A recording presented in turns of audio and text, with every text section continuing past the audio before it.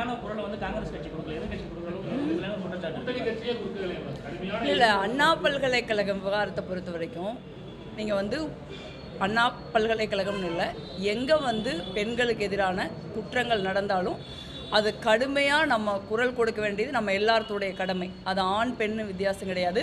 மணிப்பூரில் நடந்தாலும் சரி, தமிழ்நாட்டில் நடந்தாலும் சரி, உத்தரப்பிரதேசத்தில் நடந்தாலும் சரி, காஷ்மீரில் நடந்தாலும் சரி, பெண்களுக்கு எதிரான குற்றங்கள் அது வந்து ஒரு அதில் வந்து ஒரு ரேப்புன்னு மட்டும் இல்லை, பெண்களுக்கு எதிராக பாலியல் ரீதியாக இல்லை மனதளவிலான ஒடுக்குமுறைகளை செய்கிற எந்த குற்றமும் ஒரு கடுமையான அளவில் கண்டிக்கப்பட வேண்டியது. அதை நம்ம தொடர்ந்து செய்கிறோம். அண்ணா பல்கலைக்கழகத்தை பொறுத்த வரைக்கும் வந்து ஒரு அதிர்ச்சி என்னென்னா, ஒரு பல்கலைக்கழக வளாகத்திற்குள்ள அந்த மாதிரி ஒரு சம்பவம் வந்து நடந்திருக்குது அப்படிங்கிறது ஒன்று. ரெண்டாவது வந்து அந்த குற்றவாளிக்கு வந்து ஏற்கனவே குற்ற பின்னணி இருக்குது. ரெண்டாவது வந்து அந்த பெண்ணிடம் வந்து அந்த பல்கலைக்கழக வளாகமே அப்படி ஒரு பாதுகாப்பு இல்லாத சூழலில் நடந்துக்கிற அளவுக்கு இருக்குதுங்கிறது நமக்கு அதிர்ச்சி அளிக்கக்கூடியதாக இருக்குது. இது ரொம்ப முக்கியமான விஷயம். அண்ணா பல்கலைக்கழகத்தை மட்டும் இல்லாமல் அனைத்து கல்வி நிறுவனங்களுமே வந்து பெண்களுக்கு பாதுகாப்பான இடங்களாக மாற்றுறதுக்கு தமிழ்நாடு அரசு கட்டாயம் நடவடிக்கை எடுக்கணும். இது ஒரு அண்ணா பல்கலைக்கழக இன்சிடெண்ட்டாக மட்டும் சுருக்கி பார்க்கக்கூடாது. அதில் ஒரு விஷயம் என்னென்னா, நீங்கள் வந்து இப்போ நான் சொன்னேன், காஷ்மீர், யூபி, மணிப்பூர் இங்கே எல்லாமே வந்து பெண்களுக்கு எதிரான கொடுமையான குற்றங்கள், நெஞ்சை உழுக்கக்கூடிய குற்றங்கள் நடந்தப்ப தொடர்ந்து பாஜக அரசு, ஒன்றிய அரசு, மோடி அரசு குற்றவாளிகளை பாதுகாக்கிற ஒரு அவமானகரமான செயலை செஞ்சு பெண்களை ஒரு பேரதிர்ச்சிக்குள்ளாக்குனாங்க. இங்கே தமிழ்நாடு அரசாங்கம், குறிப்பாக தமிழ்நாடு காவல்துறை ரொம்ப குயிக்காக நடவடிக்கை எடுத்திருக்காங்க. குறிப்பாக அந்த பெண்ணை வந்து நான் பாராட்டுறேன். பொதுவாகவே வந்து சமூகத்தில் அது எந்த சமூகமாக இருந்தாலும் பெண்களுக்கு எதிரான குற்றங்களை பற்றி இல்லை கொடுமையான பாலியல் வன்கொடுமைக்கு உள்ளாகிற பெண்கள் அதை வெளியில் சொல்கிறப்ப சமூகம் வந்து அந்த பாதிப்பிற்கு உள்ளான பெண்ணை தான் ஒரு குற்றவாளியாகவும், அந்த பெண்ணை நோக்கி 1000 கேள்விகளை கேட்கக்கூடிய ஒரு சமூகமாகவும், குற்றவாளிகளை பற்றி சிந்திக்காத சமூகமாகவும் துரதிருஷ்டவசமாக நம்ம இருக்கோம். பட் அந்த மாதிரி ஒரு சூழலில் கூட அந்த பெண் வந்து தான் குற்றத்தை நம்ம வந்து குற்றவாளிகளை நமக்கு எதிராக நடந்த கொடுமையை வந்து நம்ம இதை காவல்துறைக்கு சொல்லணும் அவங்க நினச்சதை நான் ரொம்ப பாராட்டுறேன். இது வந்து எல்லா பெண்களுக்குமே ஒரு உதாரணம்.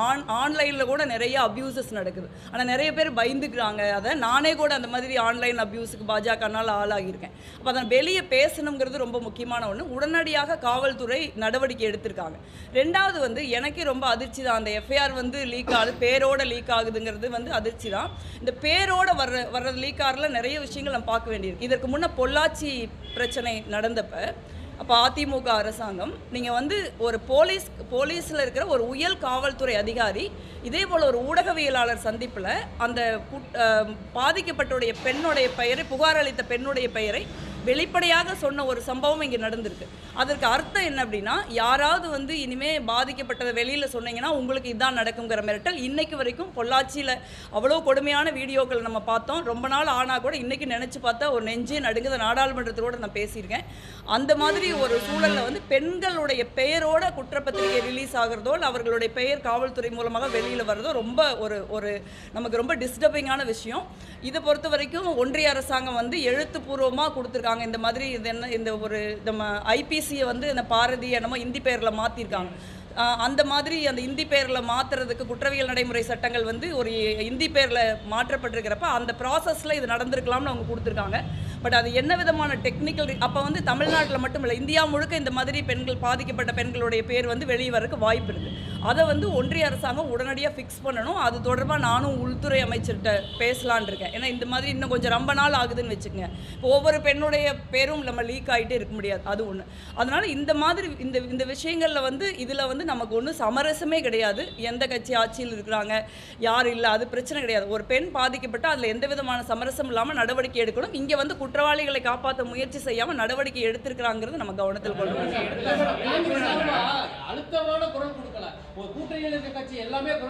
ஏங்க, நான் காங்கிரஸ் எம்பி தானேங்க. இல்லை, மாநில தலைவர்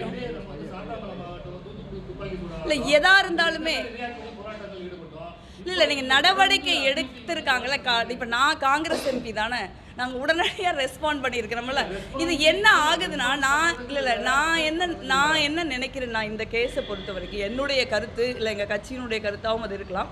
இது வந்து நடவடிக்கை எடுக்கப்பட்டிருக்கு. நடவடிக்கை எடுக்காமல் நாங்கள் இதே ஒன்று சொல்கிறேன். பாரதிய ஜனதா கட்சியினுடைய மாநில தலைவர் சாட்டையில் அடிச்சுக்கிறாரு. நான் ஒன்று கேட்குறேன். கேடி ராகவன் ஒருத்தர் அவங்க கட்சியில் இருந்தாரா இருக்காரான்னு நமக்கு தெரியல. பாரதிய ஜனதா கட்சியை சேர்ந்த ஒரு பெண்ணுக்கிட்ட ரொம்ப அசிங்கமாகவும் அருவருக்கவும் பாலியல் ஒரு ஒரு ஒரு பாலியல் கொடூரத்தை அவர் நிகழ்த்துறார். அந்த வீடியோவை வந்து கோடிக்கணக்கான மக்கள் எல்லாம் பார்த்தாங்க. உண்மையா இல்லையா? அதுக்கு இது ஒரே நிமிஷம் இல்லை ஒப்பிட முடியாதுல்ல. இருங்க ஒரே நிமிஷம். இல்லை நீங்கள் எதுக்கு பிஜேபி சார்பாக பேசுகிறீங்க? இருங்க நான் முடிக்கிறேன். நீங்கள் பதட்டப்படாதீங்க. பாஜகவை காப்பாற்றுகிற எண்ணம் உங்களுக்கு இருக்கலாம், அதனால் நீங்கள் பதட்டப்படாதீங்க. நான் முடிக்க விடுங்க. அப்போ இதே பாஜகவுடைய மாநில தலைவர் ஒரு கமிட்டி அமைக்கிறார்.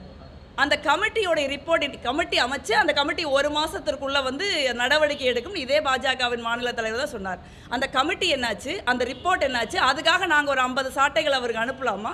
நான் என்ன சொல்கிறேன்னா, அதுவும் இல்லாமல் அந்த சாட்டை சம்பவம் எப்போ நடக்குதுன்னு நீங்கள் பாருங்கள். சாட்டை சம்பவம் எப்போ நடக்குது அப்படின்னா, அண்ணாமலை அவர்களுடைய சொந்தக்காரர் வீட்டில் ஒரு பெரிய ரெய்டு நடக்குது. அந்த ரெய்டில் 13 கோடி ரூபாய் பிடிக்கப்பட்டதாக சொல்கிறாங்க. 250 கோடி ரூபாய் டாக்குமெண்ட் வருதுன்னு சொல்கிறாங்க. நீங்கள்லாம் போய் கேள்வி கேட்குறீங்க. ஏன் அந்த அவர் உங்களுக்கு என்ன சொந்தம்னா, எனக்கு அக்கா சொந்தம், ஜோதிமணி அக்கா சொந்தம், செந்தில் பாலாஜி அண்ணன் சொந்தம், விஜயபாஸ்கர் அண்ணன் சொந்தம்னு சொல்கிறார். நான் கேட்குறது என்னென்னா, அதெல்லாம் இருக்கட்டும், உங்களுடைய அக்காவின் கணவர் சிவக்குமார் உங்களுக்கு சொந்தமாக இல்லையா? அந்த அக்காவின் கணவர் சிவக்குமார் ஒரு செங்கல் சூளை நடத்துகிறார். அந்த செங்கல் சூளையோட பார்ட்னர் தான் வந்து இந்த 13 கோடிக்கு அமலாக்கத்துறை பிடித்த 250 கோடி ரூபா டாக்குமெண்ட் பிடித்த ஒருத்தர்.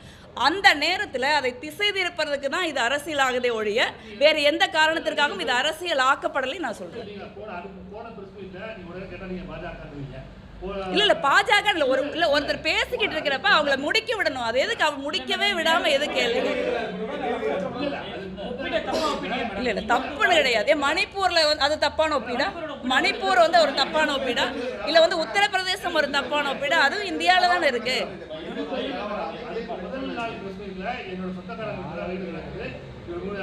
உடனே வந்து என்னால் வந்து இப்போ அண்ணாமலை வந்து தடுத்திருப்பாரு அப்படிங்கிற அவங்க நினைக்கலாம். நான் அதை மாதிரி ஆள் கிடையாது. இல்லை அந்த சொந்தக்காரர் அவர் இல்லை அவர் சொல்லலை. நீங்கள் அவர் தெளிவா சொல்றாரு.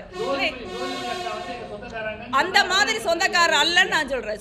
ஜோதிமணி அக்கா சொந்தக்காரரோ இல்ல செந்தில் பாலாஜி சொந்தக்காரரோ விஜயபாஸ்கர் சொந்தக்காரர் மாதிரி அதுல சொந்த சகோதரியின் கணவர்.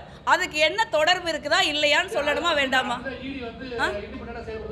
இல்ல ஈடியோ இல்லை ஈடி எல்லா காலத்தையும் நோக்கத்தோடு செயல்படுதுன்னு சொல்ல முடியாது.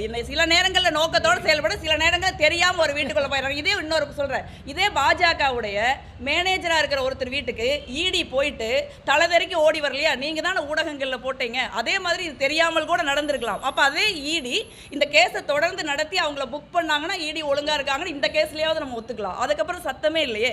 ஸோ அந்த மாதிரி ஒரு திசை திருப்பதற்கு எதை திசை திருப்பணும் நான் நினைக்கிறேன். பெண்களுக்கான குற்றங்களை வேறு ஏதோ ஒரு விஷயத்தை காரணம் காட்டி அதை வந்து நீங்கள் சொல்கிறதே தான் நானும் சொல்கிறேன்.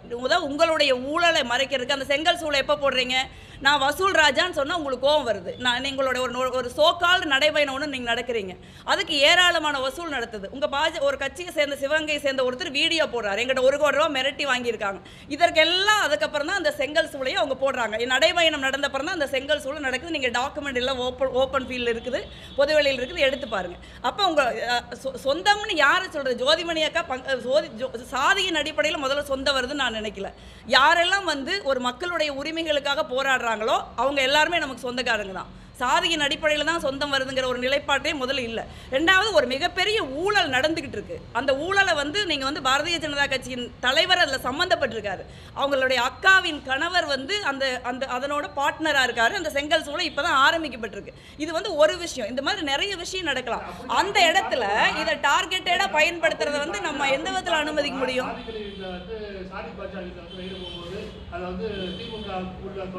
இல்லை நீங்கள் அக்கா கணவர் சொந்தமா இல்லையாங்க? நான் வேற எதை பத்தி சொல்ல, நான் அந்த அரெஸ்ட் ஆனவரை கூட சொல்ல. அக்காவின் கணவர் சொந்தக்காரரா இல்லையா? அக்காவின் கணவர் சொந்தக்காரரா இல்லையா? நீங்க அதை மட்டும் சொல்லுங்க. வேற ஒன்றும் மேட்டர் இல்லை. 3:30 மணிக்கு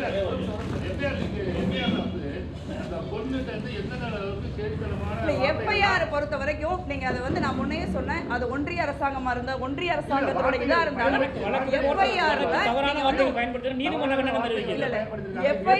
எஃப்ஐஆர் பொறுத்த வரைக்கும் அது லீக் ஆகிறதோ, ஒரு பாதிக்கப்பட்ட பெண்ணை மீண்டும் பாதிக்கிற மாதிரி இருக்கிறதோ, அது எஃப்ஐஆரா இருந்தாலும் சரி, காவல்துறை நடவடிக்கையா இருந்தாலும் சரி, தமிழ்நாடா இருந்தாலும் சரி, தமிழ்நாட்டுக்கு வெளியில் இருந்தாலும் சரி, பாதிக்கப்பட்ட பெண்ணுக்கு மீண்டும் மன உளைச்சலையோ ஒரு வேதனையோ ஒரு துயரத்தையோ ஏற்படுத்த மாதிரி எந்த விதமான சட்ட நடவடிக்கைகளும் இருக்கக்கூடாது அப்படிங்கிறதுல எந்த விதமான மாற்று கருத்தும் இல்லை. அதுக்கு நிச்சயமா வந்து நீங்க ஒன்றிய அரசாங்கம் வந்து ரெஸ்பான்சிபிலிட்டி தான். எஃப்ஐஆர் எழுதினவங்க மேல தப்பு இருந்தா எல்லா அரசாங்கம் ரெஸ்பான்சிபிள் தான். இது பெண்களை இல்ல நீங்க என்னன்னா பிரச்சனை என்னன்னா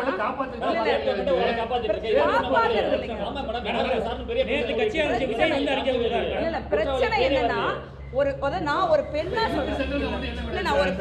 சொல்றேன் ஒரு ஊடகமா இருந்தாலும் இப்ப நோக்கம் என்னவா இருக்குது அப்படின்னா நீங்க ஒரு பெண் பாரதிய ஜனதா கட்சியை சேர்ந்த ஒரு பெண் பாதிக்கப்பட்டாரு, அன்னைக்கு போய் அங்க யாரும் கேட்கறது இல்லை. அதுக்கப்புறம் இன்னைக்கு வந்து ஒரு கிட்டத்தட்ட ஒரு மணி நேரத்திற்கு கிட்டத்தட்ட 13 பாலியல் வன்புணர்வுகள் நடக்குது. அதை நம்ம கேட்கறது இல்லை. நான் பெண்ணா என்னை மாதிரி பெண்களுக்கு இதுல என்ன பிரச்சனை அப்படின்னா ஒரே ஒரு பிரச்சனையை நீங்க அந்த பெண் பாதிக்கப்பட்டிருக்காங்க, அது நடவடிக்கை எடுக்கப்பட்டிருக்கு, அதை வந்து அரசியல் ஆக்குறதன் மூலமா எல்லா பெண்களுக்கும் அது அரசியல் கட்சிகள் செஞ்சாலும் ஊடகங்கள் செஞ்சாலும் ஒரு பெண்ணிற்கு ஏற்பட்ட பாலியல் வன்கொடுமை தொடர்பான பெரிய பாதிப்புகளை அது ஒரே ஒரு அரசாங்கத்தை குறி வச்சு நடத்துறது வந்து நம்ம சரின்னு சொல்லல. ஒரு அரசாங்கம் வந்து குற்றவாளியை காப்பாத்துன்னு வச்சுங்க, அப்ப எந்த அரசாங்கமா இருந்தாலும் அந்த அரசாங்கம் செய்வது தவறுதான் சொல்றோம். இப்போ ஒரு மணிப்பூர்ல வந்து குற்றவாளிகள் இன்னைக்கு வெளியே சுத்திட்டு இருக்காங்க. உத்தரப்பிரதேசத்திலையும் காஷ்மீர்லயும் நீங்க வந்து பாதிக்கப்பட்டவர்கள் வந்து